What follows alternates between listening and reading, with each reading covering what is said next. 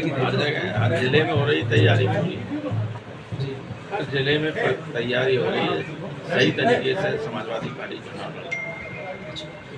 कुछ विधानसभाएं जहां विपक्ष भी इस तरह के आरोप लगातार सपा पर प्रहार कर रहा है कि पहले की तरह से ये फिर इस बार जो है भ्रमित कर रहे हैं और सरकार बड़ा अच्छा काम कर रही है। ऐसे सरकार अच्छा काम कर रही होती है अगर, तो जनता परेशान क्यों है? जो कुछ सरकार कह रही है, उत्तर प्रदेश के जो योगी जी कह रहे हैं कि मैंने करोड़ों रुपए का करोड़ों लोगों को रोजगार दे दिया, किसी को मिल रहा है? एक आदमी को नौकरी भी नहीं कहीं भी। जिस तरह से लोगों के मकानों को तोड़ा जा रहा, कुछ लोग उसमें अपराधी हैं, तोड़ा जाए ठीक है, लेकिन उसमें भी कानून में ये नहीं लिखा है कि जबरदस्ती किसी के मकानों को तोड़, आप सजा दीजिए। लोग जेल में बंद हैं, बरसों से 10-10 साल से बंद हैं जेल में, और उनके परिवार के, इनके रिश्तेदारों के मकान तोड़ रहे हैं।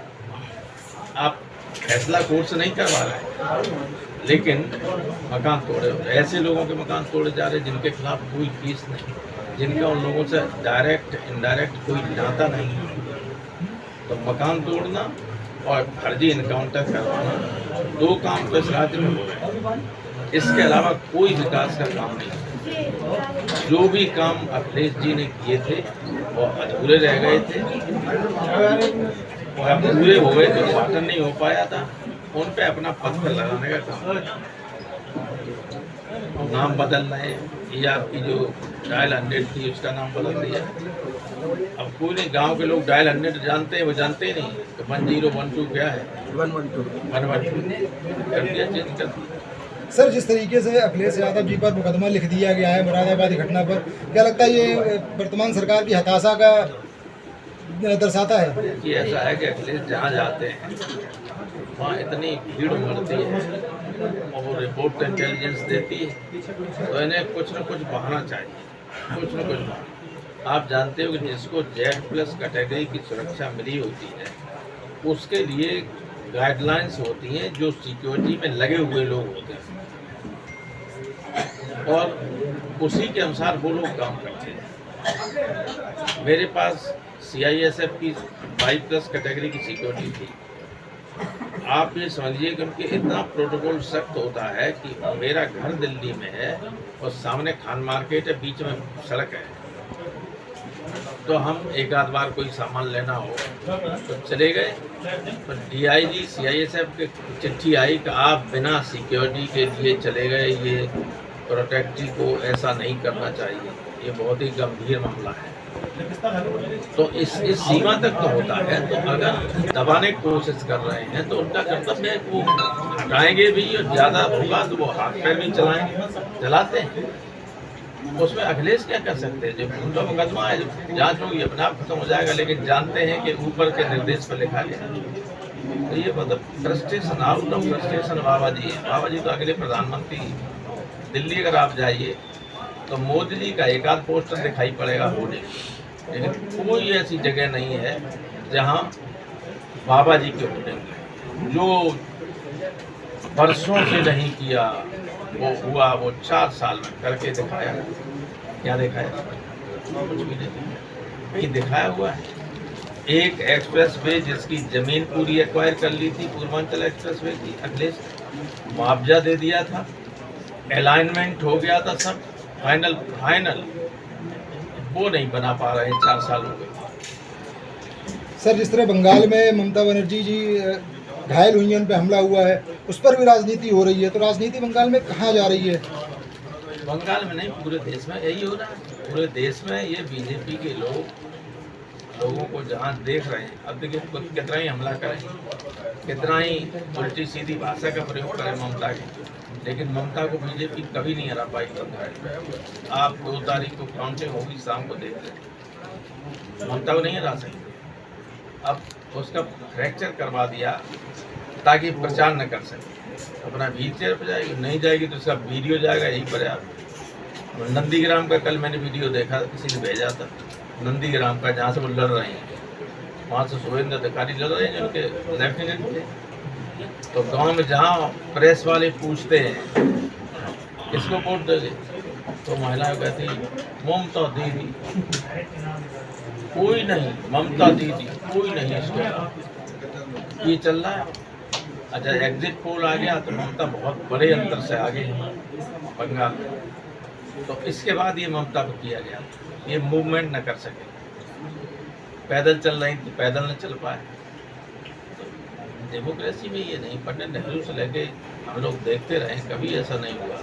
अगर शुरू में नेतृत्व कांग्रेस का इसी तरह का होता तो कोई विपक्षी दल पैदा ही नहीं हो पाता, तब खत्म हो जाता। अच्छा, डेमोक्रेसी में अगर विपक्ष नहीं है तो उसका क्या मतलब है? कोई मतलब नहीं। बिना विपक्ष के, और ये विपक्ष को खत्म कर रहे हैं। विपक्ष के बगैर कोई लोकतंत्र नहीं होता, एक तंत्रात्मक शासन, तानाशाही शासन हो जाता।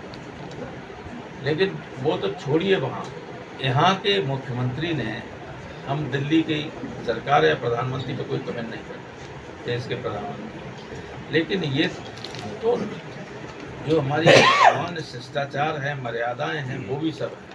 अभी एक आदमी हमसे नमस्ते कर जाए, कोई अधिकारी, तो पता चला बीजेपी के लोग भेज देंगे और वो आदमी ट्रांसफर हो जाएगा।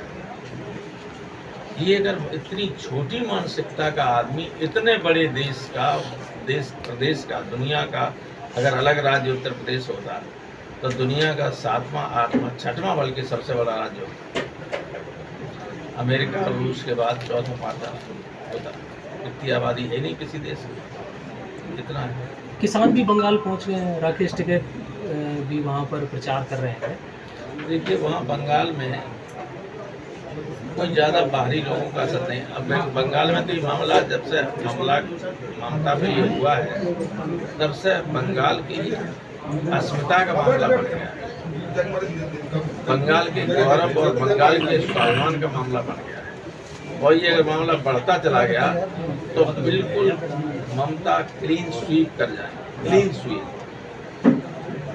ये समझते ही नहीं, इतने बड़े नेता हैं देश के, एक महिला एकमात्र मुख्यमंत्री हिंदुस्तान में है।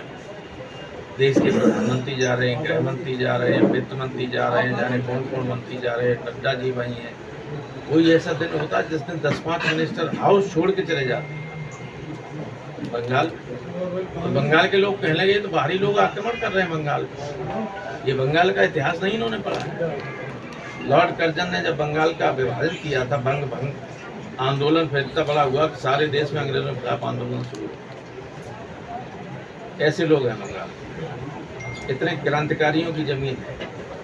जो जनगण मन हम पढ़ते हैं, जो वंदे मातरम पढ़ते हैं, वो बंगाल के रविन्द्रनाथ टैगोर, बंकिम चंद्र चटर्जी द्वारा लिखा गया है। तो उस राज्य को आप इस तरीके से रौंदने की अगर कोशिश करेंगे सत्ता के बल पर, दिल्ली की सत्ता के बल पर, ये डेमोक्रेसी में कहीं नहीं कहा गया है, कहीं भी। आप देखिए, ट्रम्प प्रेसिडेंट थे अमेरिका के, उन्होंने बहुत आरोप लगाए।